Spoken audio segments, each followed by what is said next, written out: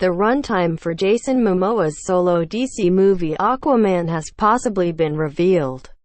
And, if this runtime turns out to be legitimate, then Aquaman will officially become the third longest movie in the entire DCEU, next to Wonder Woman and Batman v Superman: Dawn of Justice.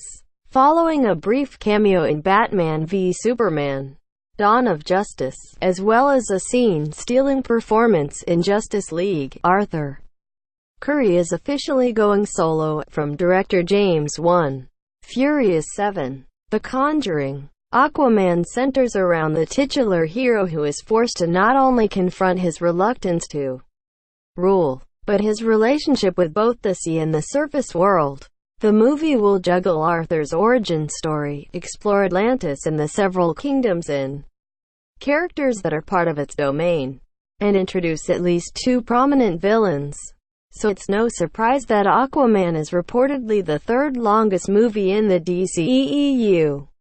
Whether this rumor turns out to be true, however, remains to be seen. Related: how will Aquaman get his new comic-inspired suit? Twitter user @Krypton'sCodex shared a document from Vertical Entertainment, a film distribution company, that may confirm Aquaman's runtime. The legitimacy of the document has not yet been verified, but if the information listed on it is correct, then Aquaman will clock in at 143 minutes, or 2 hours and 23 minutes.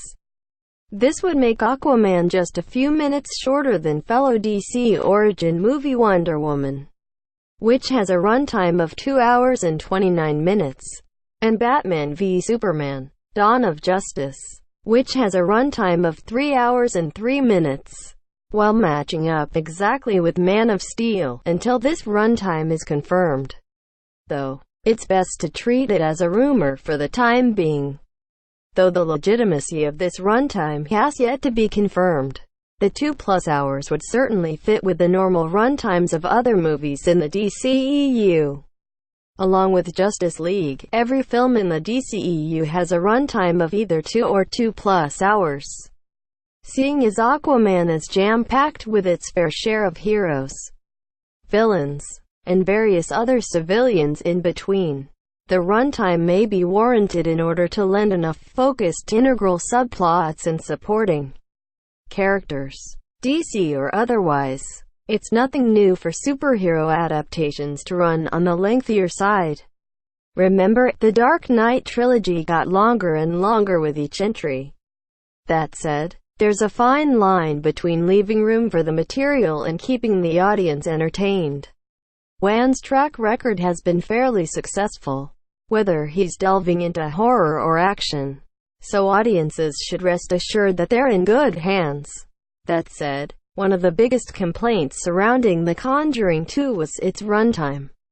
So maybe bigger isn't always better. Source: Krypton's Codex tags. Aquaman.